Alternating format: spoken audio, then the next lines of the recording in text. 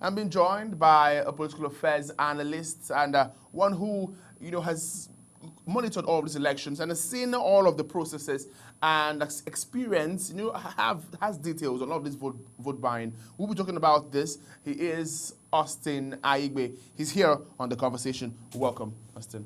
Nice to have me. Thank you so much. I appreciate it. Now let's talk about, let's take a look at the Ekiti scenario now. Okay.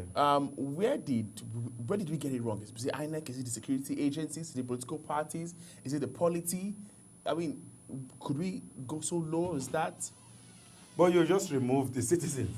Yes, the polity. Okay. We. Yeah, the polity. Okay. You mean your response is the polity are the people. Okay, yes, fine. People. First, if you go to a market and there is no product to buy, you go home. Very true. So if there's product to buy, there's a likelihood that you're going to offer a certain amount of money for exchange of that product. It's either in the days of the trading by way of bargaining, or the trading of trade by barter. You offer something to get something. Let me state without equivocation that vote buying is not new in Nigerian politics. It's not. If you remember, many years ago, maybe from 1999, we had tomatoes, we have onions, we have salt, we have rice as exchange for votes. But now, because of maybe the monetization policy of the federal government a few years ago, so citizens have also responded that stop giving us rice and all of that, then monetize it. Since we are now in the era of monetization of votes, politicians, as you will always know, they will buy just anything. I thought when they used to use rice and salt and goods and foodstuff to coerce, I thought it was more like some other name, not buying, It was appreciation. Either of them is wrong. The Electoral Act stipulated clearly we don't need a new law to address vote buying. The Electoral Act clearly states that when you offer any form for vote, whether it's resource, whether it's money, whether it's in kind or in cash, it's wrong. There's a law against that already. So we don't need a new law. What we need is enforcement of those regulations, enforcement of those laws. They're already there, but INEC do not have the capacity.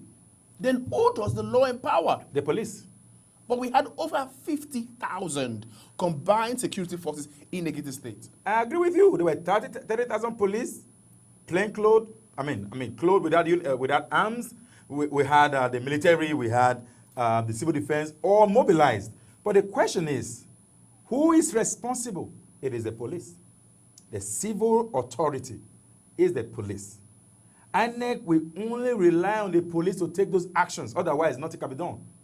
INEC do not have the prosecutory power. Especially, look at the INEC is to conduct election. That is the high point of their role.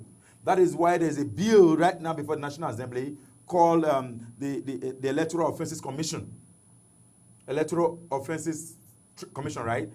That bill, once passed into law, certain roles of INEC will be ceded to this commission to prosecute offenders of whether it's not just vote buying, electoral violence, and all of anything that has to do with electoral violence. That commission takes charge.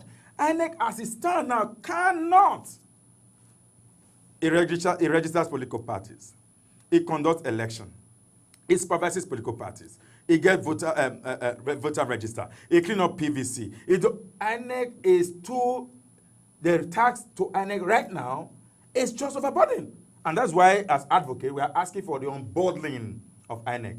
Unbundle INEC. Get INEC to conduct just elections. Give another authority the responsibility to get voter register cleaned up. We have that already. We have a ECOWAS state like in Mali. Who runs that? Separate organ, running elections, all cooperating. In Nigeria, we want one agency of government or of the state running everything. It is not realistic. And INEC has acknowledged that.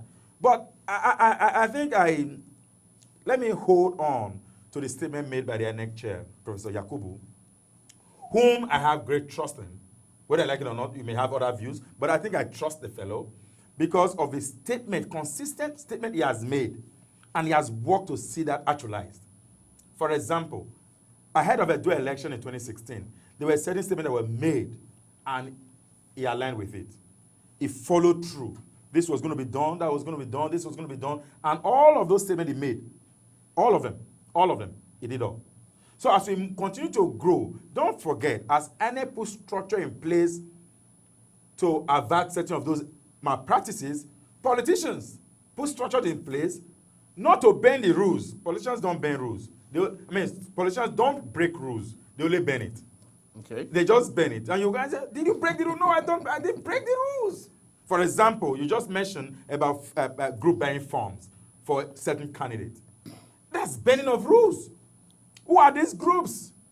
What organizations are they? Are they registered organizations? Are they with CAC? Where would they group buy a form for anybody? Where did they get funds? Where did they get the fund from? Can we begin to trace that? That's the responsibility of EFCC. So all of this trajectory had agencies of government who monitor them. You can't appropriate those to INEC, for example. You can't. And they can't even do it because it's not within their mandate. I'll give you a quick scenario. Just yesterday or today, I think, Senator Sani tweeted. There a group of young men came to him that he already bought his form. The group of young men, according to him, who are begging for bread, came to him and said, Senator, can you let us say that we are the one who bought the form for you? And the senator said, oh, no worry. I don't need it. Because that's become a tradition. All you need to do is just that when they buy your form, you just shed some tears and use some white hanky to wipe the tears, and you're okay. And people just clap. Does buying of form amount to an endorsement of which kind of groups? Who are these groups? We need to unmask these faces of this group. We need to identify who are their sponsors. We need to probe them. And that's the responsibility of the Economic Financial Crime Commission. Not INEC. To deal with vote buying, we must get them. However, INEC has responsibility. I'm not just totally excluding them from the blame. They have responsibility to de-insecticide the process of vote buying. For example, if you go to the polling unit, where you have the cubicle where people vote, we need to find a way to reposition that. Not find a way, we need to reposition that. We need to reposition it. We don't need to find a way. We just need to reposition it. And recently we are told, ahead of our election, that they were going to have a policeman close to there who monitors that. And I told them outrightly, please do not involve the police. Because in Ekiti, like you rightly mentioned in the intro, we saw police officers who were present, and in fact, uniformed personnel, who were directing voters to certain locations where they're going to pick money from. So there was a collabo between the politicians and the security architecture. What do we need to do? We need to find a way. I use the word find a way because I'm not responsible. INEC has got to change the dynamic, the setup of the cubicle. I'll give you an experience if it's to share the experience of Mali. In polling units that is resident in schools, the presiding officers, the election management officials, the political parties, the observers were housed in a classroom. All of the voters were outside. You can't communicate that this one has voted for you, therefore take a tally and then go to a certain location and then get your money. Create a barrier where there is no communication between the agents and the outside world and the outside polling unit. When you do that, whoever votes has voted in vain. What they do in Ekiti, You just vote and go home. you vote, even if you show it, nobody's going to give you any tally. And the agent is not going to communicate to somebody else to say, he voted for us. Like in Ekiti, I'm going to give you a video what happened in Ekiti. Someone was voting, in fact, backing the agents, backing the people, so to say, because there was a long queue. So the agents they are looking at who was voting. And you know the way our ballot paper is structured. You don't need to show the ballot anymore. In Edo, they were showing ballot papers. So you show, that's what they see and buy. In Ekiti, you don't have to show. All you just need to do is for the agent to monitor the way the voter is moving his hand. If you move your hand upward, there's a likely party you vote for. Yes. If you move your hand downward, there's a likely party you vote for. And there's just two parties. So if it's up, the people in the upper cadre knows that this fellow has voted for us. If you move your hand downward, the parties in the lower Keda know that, and these are just two contenders. So you're saying that the technique now is more sophisticated? They just develop it's move. You change it this way, they change it that way. Because before it was take their money and vote your conscience. That was that. Now you have to prove that you voted. That happened in Edo election. I'll give you a vivid story. There was a particular polling unit in Edo 2016 election where people were paid 2,000, 4,000 to go vote. They all were collecting the money and they passed by the person sharing the money, go straight to where the presiding officer were, collect the ballot paper, go to the cubicle and vote the opposite political party. Towards the end of polling, around 2 p.m., these guys saw that their opponents were winning in spite of the fact that the opponents were not there sharing money. You know what they did? They destroyed the whole paper. They burnt down the paper, the ballot papers and the ballot box. Tore every other material and scattered everything in anger. You know why? Because the people had deceived them. So communication immediately went out. That stop giving people money. Let them show evidence that they voted. So that moved immediately towards the nook and cranny of the state of Edo, and the system changed. People had to now show, to demonstrate that they actually voted for the candidate who had given them money. Then, that moved, if you remember, it moved to Ondo. Ondo was clear. It was see and buy. We don't see, we don't buy. So, Ondo was show it, we see it, you know, we are a market. Then we give you tally. They give you a tag. You go to a certain location where that tag is collected from you and money is given to you in exchange for the vote you made earlier. So that moved to Anambra. Anambra was a different ball game. I think the Alambarians are, you know what they say that Igbo people like money, even though the argument is that even we that are not Igbo, we don't like money. Even though all of us like money. Yeah, but we that like money, we pray that the money will come and meet us. That's one echo. Yes. There's that discussion that only the Igbos like money. It's not true, everybody like money. Very true. That's why there's vote buying across board. But Anambra taught us another lesson. Anambra was you pay before going to vote, and there was a high level of commitment of the voters. So there was no cheating. I collected money from you as high as 5 to 10,000. You go in, so there was really no see and buy in Anambra.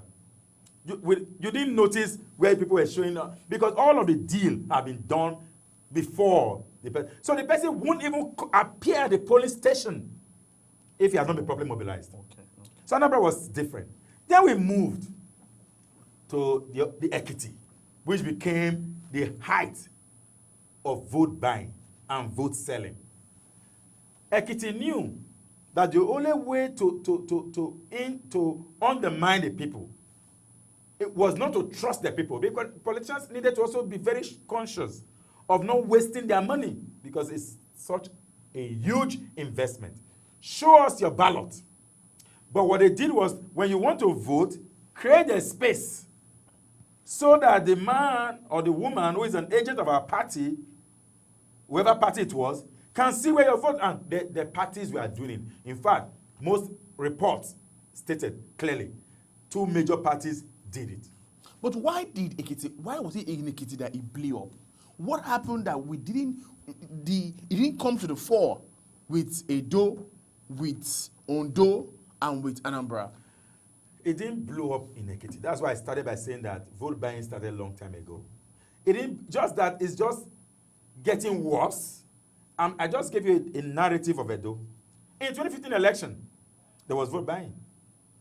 People on queue were handed envelope in certain states of the federation. They were handed envelope. Go to Lagos, they were envelope with campaign picture of those candidates who were handing out money in envelope. And from what we also heard, some voters claimed that dollars were given to them. That's in Lagos. So in all of the states, they were voted by just that. When you look at staggered elections, it's different from the general elections. In staggered elections, all eyes there. For example, in Edo, all eyes was in Edo. Every state, the remaining 37 states, including the Federal Capital Territory, making 38, and making 37, were watching Edo. So that's why you could see what happened in Edo. So when he moved to Anambra, all eyes was on Anambra. When he moved to Ondo first, all eyes was on Ondo, but Ekiti, because of certain discussion, all of the current governor, who had made a lot of statements about clinching and all of that, so all eyes was on Ekiti. Not just national observers, there were also increased numbers of foreign observers. It was a foreign observer mission who criticized vote buying at the highest level in Ekiti. Even in Osun right now, foreign observer mission has gone to meet with the REC in Osun to let him know of the consequences of vote buying. And that is why INEC is taking this as a matter of urgency.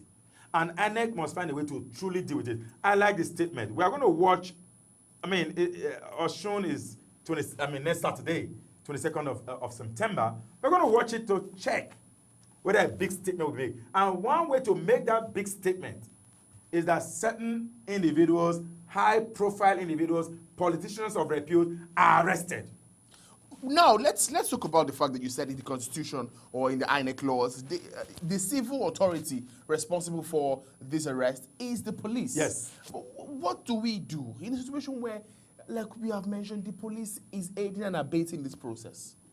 You start arresting the police. INEC must develop a strategy to get maybe like a special squad within the police. I mean, the IG has special squad within the police that arrest other police officers. Get electoral trained officers who are special squad, who will arrest any police officer or civil defense officer or military officer who aid and abet. Special squad, whether they are members of EFCC, INEC is working with EFCC anyway, just to put that on record. INEC is already working with EFCC to address vote buying. Maybe that's the big statement that INEC chair want to make. INEC is also working with the satellite company to track in real time what's happening. Very true. So those could be measured technological wise. See, it may be more expensive to deploy drones in each of those units. Maybe more expensive for INEC, but with a SAT company, NigerSat, you can zoom in on any location you want per time. And you can take pictures of actual happenings. But in any, like IPAC chair has reiterated or stated clearly that was going to work with INEC. Can IPAC also deploy technology to monitor set area? It may not deploy drone across the state of Osun, but Osun is a small state where we can just go in, only Osun, because Osun will tell us 2019 election. Very true. Because this is the last staggered election, even though we may have other by-elections, but people are not interested in by-elections. We are interested in staggered election because it builds up to the general election. That is why Osun is very important as a matter of necessity for the 2019 election. However, you may not see vote buying in 2019 because people will learn from Osun election. Whatever INEC want to do now... That's if Osun is gotten right. Osun, because INEC has not told us the strategy they want to use. INEC said they will make a big statement, according to the chair. So by the time they make the big statement, the politicians go back and make a big strategy. Well, I think the big statement has to do with we would arrest, we would make public, we would bring it out. Anybody that is arrested, we would tell the world this person, ABC, belonged to this party and was arrested for vote buying. Cannot name. You can't name someone who is a suspect. The police may parade. INEC do not have the local standing. INEC do not have the legal backing. So are you saying there's supposed to be some sort of synergy between INEC and the police? It has to happen. The police must know that this part is their responsibility. It's not even synergy. It's their responsibility. INEC do not have police officers. INEC do not have men trained with the use of guns. INEC do not have men trained with the use of intelligence. INEC is not DSS. That is why INEC cooperate. There's an arm of ICSS. It's an agency of security committee formed, usually at the state level. The commissioner of police is the chair of that committee, and INEC is a member of it. He's a co-chair. That's the commissioner of police and the REC of the state are co-chair of that committee. So what they do is to develop security strategy. INEC cannot, and I repeat, cannot arrest anybody involved in vote buying. Okay, I've been speaking with Austin Aigbe, and he's been shedding light on vote buying as well as ways that we could adopt and look at how we could curb this menace, this electoral menace of vote buying. Now, let's talk about the cumbersome or the so much responsibility that INEC has. I mean, if they are seeking for this law now to, enable them, empower them to do their job, will it add more responsibility to them, or are they asking for a commission? You see the statement you made. Let's keep it at the point of unbundling, that there's too much task for INEC right now. In all of those tasks, there is no responsibility that ensure prosecution. None is arrest. The job of arrest and prosecution lies in the prosecutory authority, which is the police. And INEC cannot truly function in elections without the involvement of the police. The IG is in charge of election day security, even though the INEC chair is in charge of the conduct of the election. There are separate organs. But we can have commissions. Now, like I just mentioned a few minutes ago, there is the Electoral Offences Commission bill before the National Assembly. What is it that the bill will do, among other things, is to begin to have power to arrest and prosecute, like EFCC. EFCC can arrest and prosecute. They have detention facilities. They can charge you to court. And they have the power to do that because there are provisions for it. But INEC do not have that. Unbundling INEC is simply let's separate certain functions that make INEC too choked up, so to say. Have you ever been to INEC office? It's more like a Federal Republic of Nigeria. The staff of INEC arguably may be the highest in terms of federal parastatals, staff of federal parastatals. The national office of INEC is so filled up that some staff don't even have a proper office, let alone all of the states, including Federal Capital Territory, because there are state electoral offices headed by the Resident Electoral Commission and has staff doing jobs in all of the states.